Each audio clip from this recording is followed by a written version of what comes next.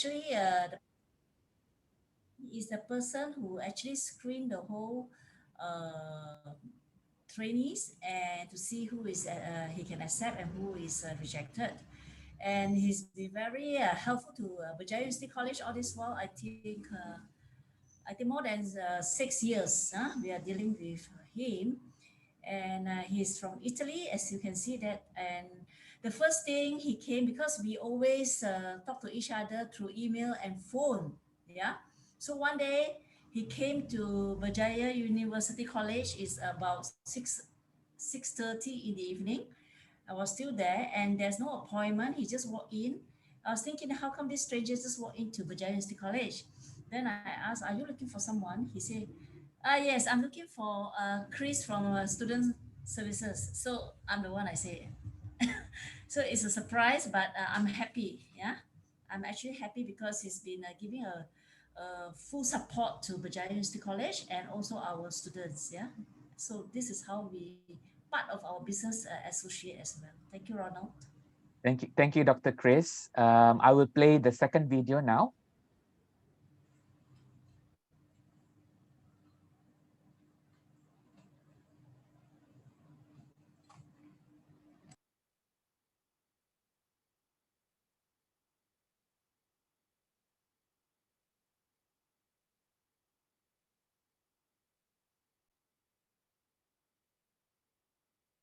Hi, Gukvel, willkommen.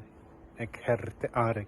Welcome everybody. My name is Arek. I just welcome you in Norwegian. I used to study in Malaysia hospitality tourism management. Currently working in the industry in Norway. What can I say about Malaysia? One of the best experience of my life. First of all, location of the country. During my study, I've been able to visit so many different destinations. I will never ever forget it. This is something what I miss the most. Also, English is widely spoken in Malaysia, so it takes a time to adjust it because Malaysian people, they have their own slang, dialect, accent, but it's something you would find strange at the beginning, but after that you will just adjust to it. Also, the variety of festivals celebrated across the country, it was really spectacular. All the cultures united together and celebrate festival. Also, the food, it's really different for us European.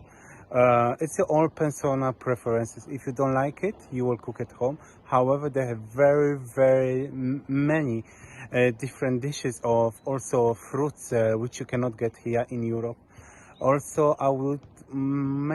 my main concern was security. I never ever felt secure on the streets in Malaysia, especially in a big city outside of Monopoly in the downtown, outside of what I would like to say, in the village or outside of the city, it's pretty much safe and secure. But I think this is also wherever you go in a big city, you have to be considerate of your safety, even here in Norway as well. Uh, I would like recommend visit Malaysia to everybody and make sure to get to know local people in Malaysia. Thank you. I came to Malaysia. So that was our second sharing experiences, Mr. Arek from Poland, but currently he is working in Norway. Yeah. Maybe Dr. Chris can say a little bit about Mr. Arek. Actually, Ara is his short form to call. His name is very long. Until today, I still cannot pronounce it. Yeah, and he he was actually my ex-student from Taylor University College, and I actually supervise his thesis. Yeah, so we still keep in touch on and off. I think 1 week we still keep in touch 2 3 days. Yeah, we chat and. He's still sending all the beautiful scenery from Norway. Norway is beautiful, yeah, when he sent. So we still keep in touch, and he's still in the hospitality industry until today. So that's the reason why I say during this pandemic uh, time is a little bit low for in hospitality and tourism. but eventually will pick up. Yeah, eventually will pick up in Europe country at the moment now. Most of the Europe country, they are continuing with your business, any business as routine, but of course they have to still have to follow the SOP. Yeah?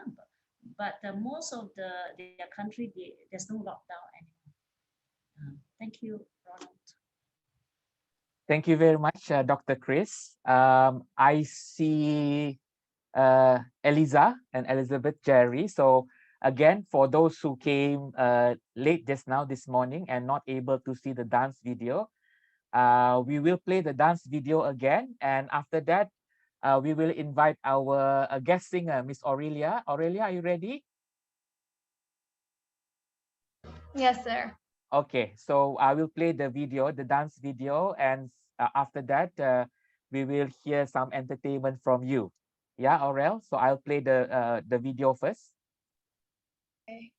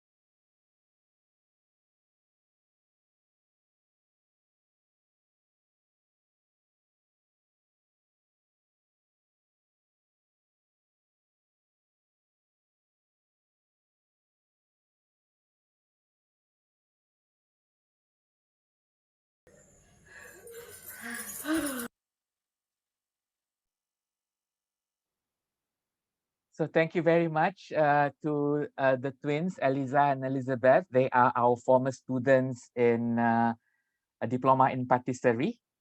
Yeah. Now we have Miss Aurelia.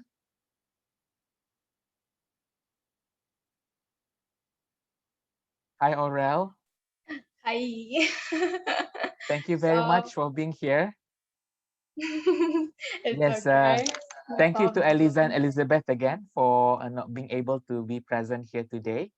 And now we have Miss Aurelia. Yeah. What are you going to do later now, Aurel? So, because as you know, I was asked to sing Indonesian folk songs. Correct, So correct. I'm Yeah. going to sing two of my favorite short ones with my trustworthy ukulele. So, Okay, Aurel, one. before that, Mhm. Aurel, I would like to check with the audience. Are you able to hear clearly the audio and also the video? Yes, very clear. Okay, okay. Yes, Thank you very clear. much. Yeah. Thank you, thank you. Aurel? Okay, sure. So the first one will be about persuading a mom to not be angry about holding hands with their first boyfriend or girlfriend. And yes, it's a folk song. Okay, So, okay. Let's listen to the first song. okay. Ayam hitam, telurnya putih, mencari makan di pinggir kali. Sinyo hitam, giginya putih, kalau tertawa manis sekali. Ayo mama, jangan mama marah beta. Dia cuma pegang beta. Ayo mama, jangan mama marah beta. Lah orang muda sudah biasa. Thank you very much, Aurel. Again, for those of you who just joined us, that is an Indonesian folk song sang in Indonesian language. Yeah, I've heard of that tune before. It's something that I have also heard before this. Yeah. What do you have in the next song? The next song is more of like an appreciation for like Indonesian war heroes. It's not really in Indonesian though, like the language itself, but yeah. That's the basic meaning. So it's pretty popular. I'm guessing you might know it. Because a Okay, choir let's listen. sang about it. Yeah, let's listen to the song. Yeah. Hey, amko, I don't know what come. Hey, amko, I don't know what come. Teme no kiwe kubano ko bombe ko yuma no bungo awe ade. Teme no kiwe kubano ko bombe ko yuma no bungo awe ade.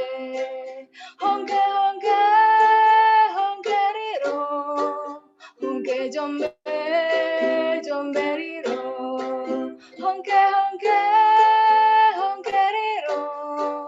Honke jombe, jombe riro. Hey, amko, I don't know why. Kombe. Hey, amko, I don't know why. Kombe. Temi no kibe, kubano ko bombe ko, yuma no bungo awe ade.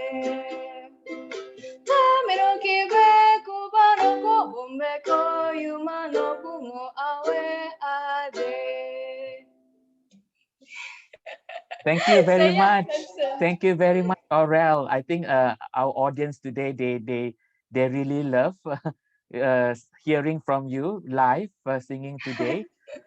Thank Do you you. have a last song to entertain us? Any song? A last song. Yes. Do you have any last song that you would like to sing? It can be a modern song. It can be anything.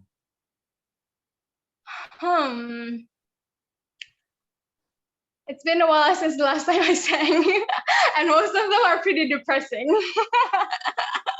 And we have a special audience. We have in the chat, yeah, Miss Sharing Jordan, which is our partner from Bhutan. Yeah, in the chat box. She says hi to everyone in Berjaya. Thank you, Sharing, for being able to attend this session. At the moment, we are having our Indonesian student, Aurelia, singing to us two songs just now, a folk song from Indonesia. The first one would be in Indonesian language, correct? The second would be in what language is that, Aurel? I believe it's somewhere in Papua. Ah, okay, okay. Any last song that you would like to sing to us? I don't think so. Okay. Because I've only prepared the two of them. Okay, no problem, Aurel. Thank you very much for your contribution. Thank you I will so much. play two more videos before we end this session. Yeah, and we will continue at 2:30. So I will play another two video, one from Chef Federico and another one from Miss Maria. Yeah, so let us all hear this video sharing. And again, thank you, Aurel. Thank you very much for singing to us today. Yeah. Thank you too, sir. So let me share the video. Yeah.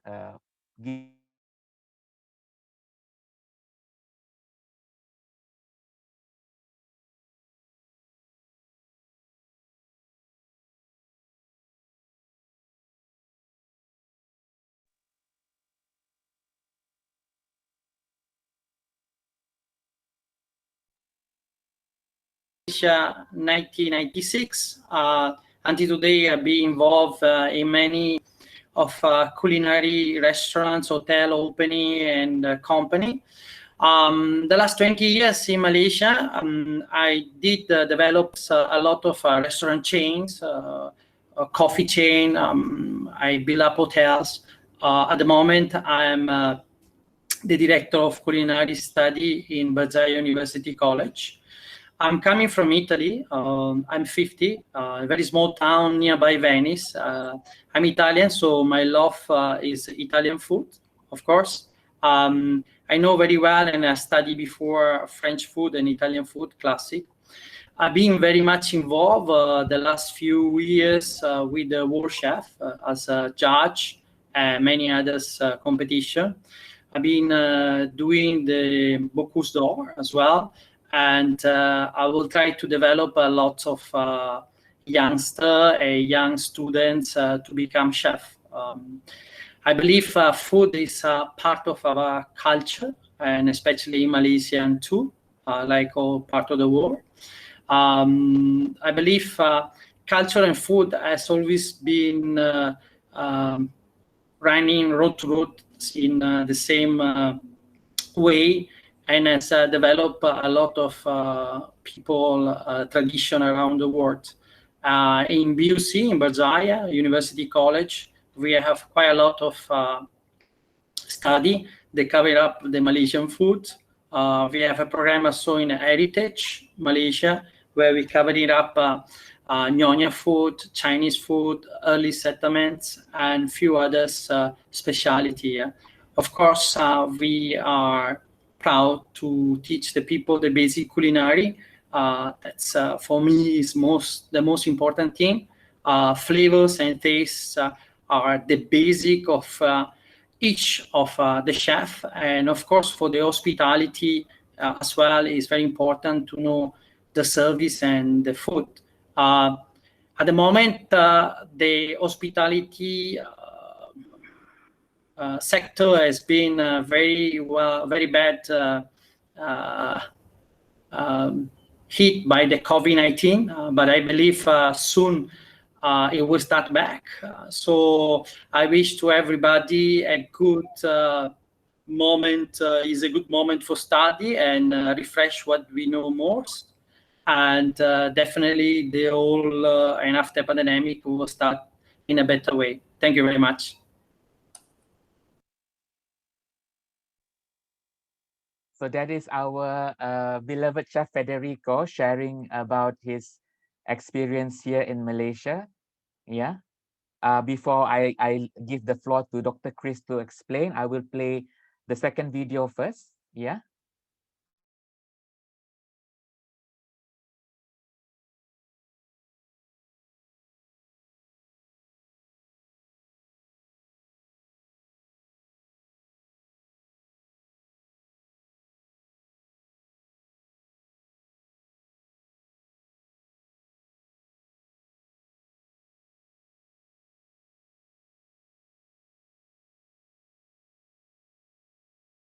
My name's Maria and I'm from the Philippines. I am here to talk about my experience when I was working in Malaysia. So I worked in Malaysia from May 2003 to December 2004. One of the things I enjoyed in Malaysia was the cost of living. At that time, the cost of electricity and water were very cheap compared to Manila. My colleagues and I, we stayed in a two-story house with 4 bedrooms, spacious dining area and living room. And when it's very hot, we would switch on our ACs for the whole day for every single room, and our electricity bill for the month would still be very affordable, but I don't know now.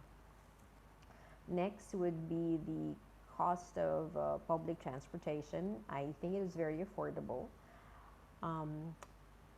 During that time, I would take the bus from our place. There's a station near where I used to live, and I would go, and that bus would take me to the closest train station. And I think I would only spend less than 3 ringgit. Okay, so it's very affordable.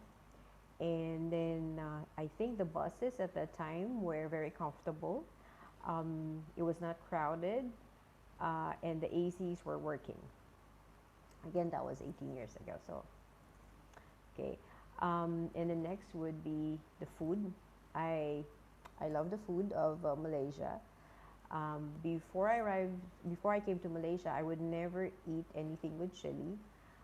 But then, of course, in Malaysia, a lot of the food had chili in them. So I learned to enjoy eating my food with chili after some time.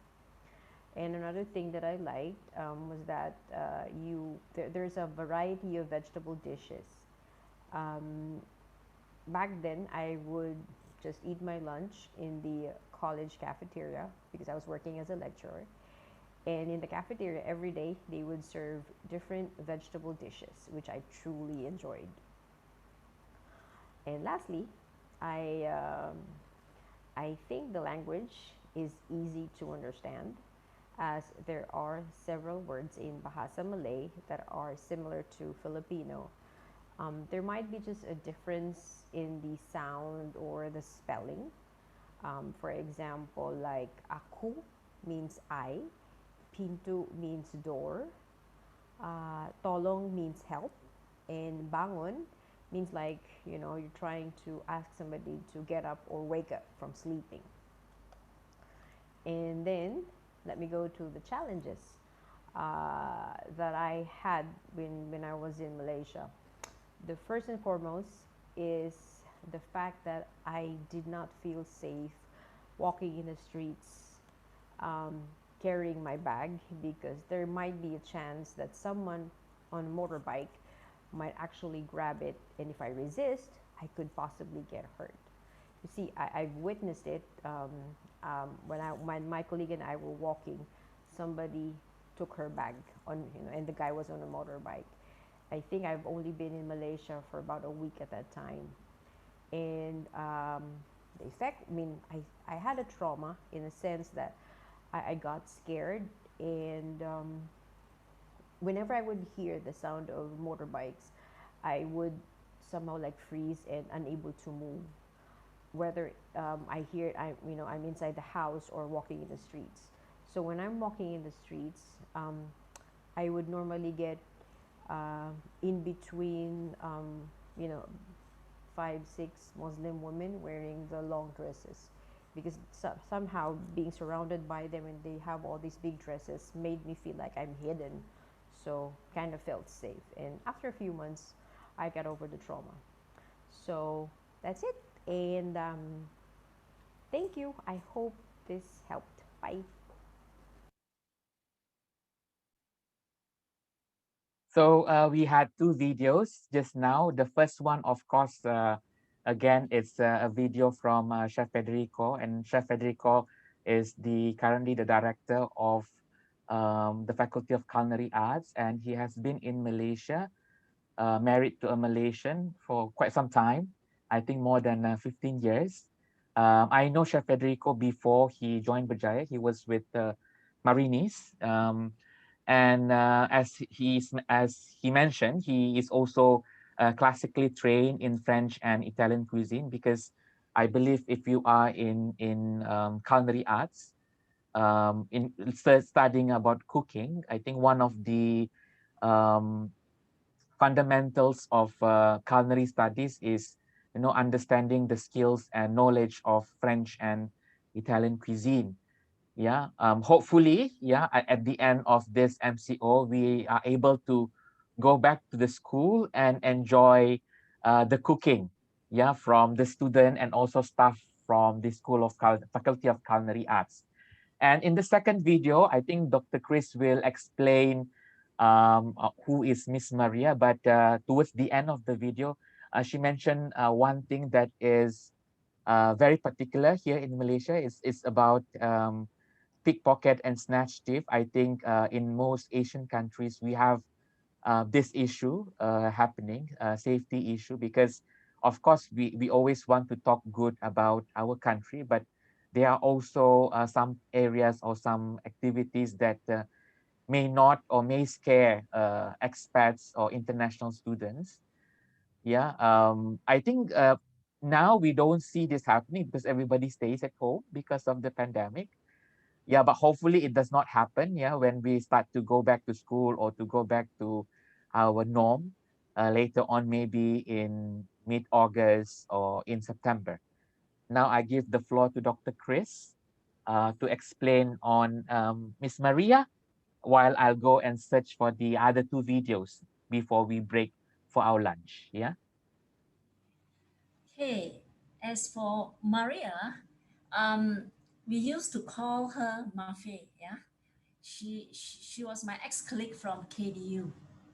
Okay, we used to hang out a lot, and when she mentioned about the double story house, that's the hangout place. Yeah, we have birthday parties, we have a lot of cooking around, and we have a lot of party over there in that house. She's actually that house is full of Filipinos lecturers. They stay there, and I used to visit them, and I learned as cooking sinigang, yeah, or even speak Tagalog with them sometimes, once a while, yeah. And adobo. The funny part of adobo is normally adobo is a pork adobo, but that day I modified it to beef adobo. So all of them making noise. I say, "Hey, since when, Chris? Since when you change it from pork to beef?" I say, "It's okay. I just modify a bit, and you just try whether is it okay or not with this adobo." So they have a good laugh. I have a good um, memories about with all these Filipinos lecturers. Yeah. Now she's actually working in Vietnam as as a consultant. We still keep in touch until today, huh? Through WhatsApp. Thanks, Ronald. Back to you. Thank you, Dr. Chris, for that sharing. I will play the video of Dr. Akram later. I have this video from Dr. Frederick, yeah, another colleague of Dr. Chris. So I will play the video now.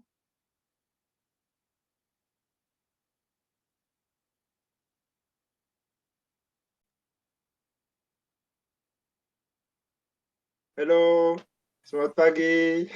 Ni hao. So my name is Frederick, and I've been asked to share about my experience of my life in Malaysia.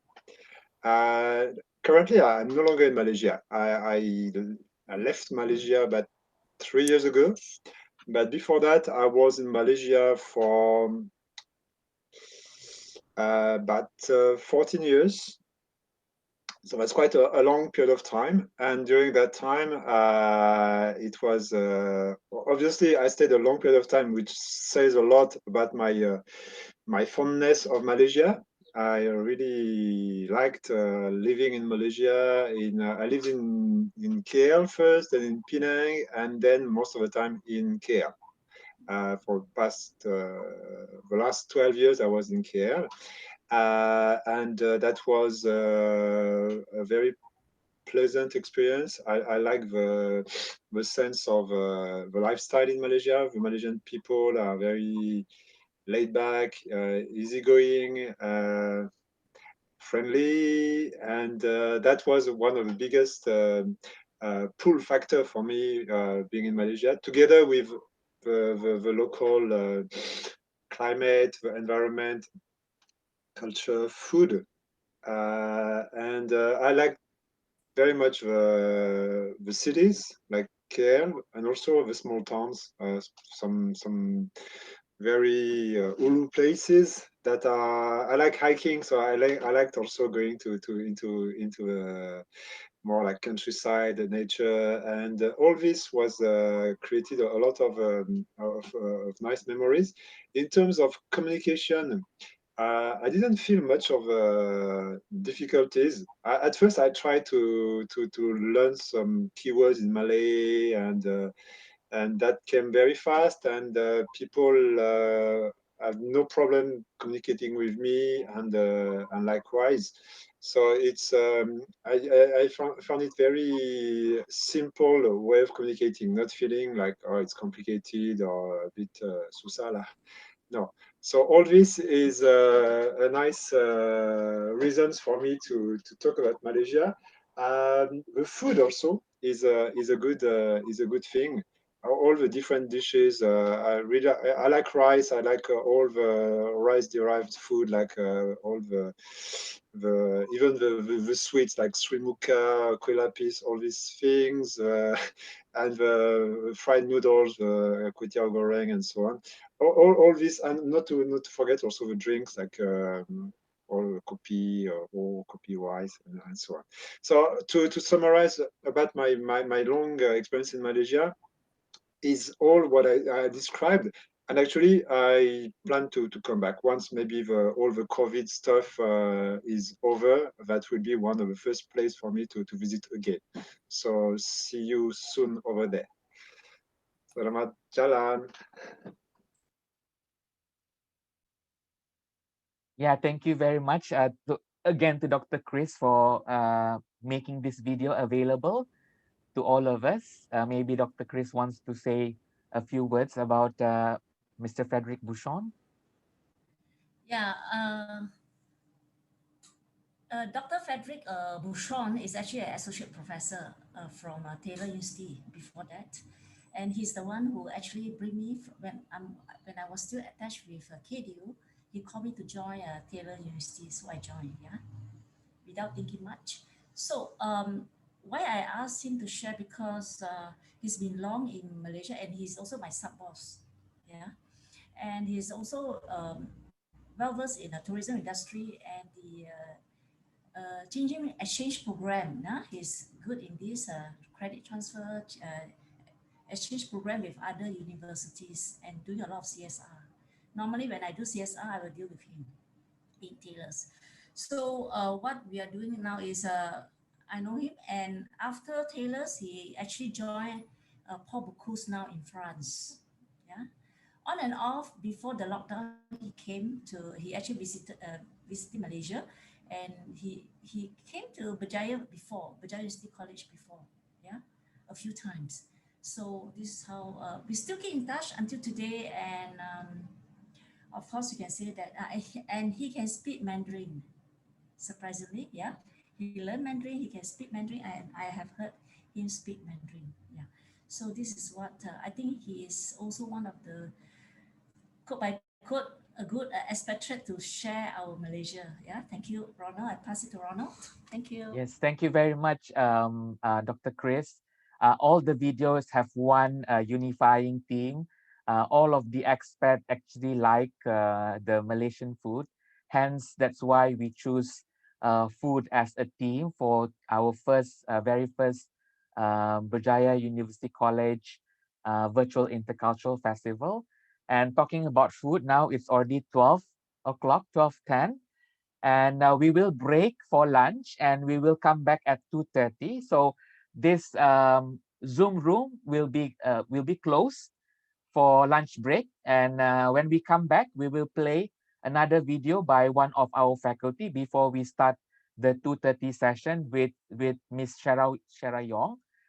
Miss Shara Yong is a local author and also a food documenter. So it's good to hear what she says about the importance of documenting food, which is also a continuation of what Chef Alex has discussed earlier on in his session just now at 10:30. So now we will break for lunch and let's meet again before 2:30 for the next session. Thank you very much and enjoy your lunch and see you later. Thank you, everyone.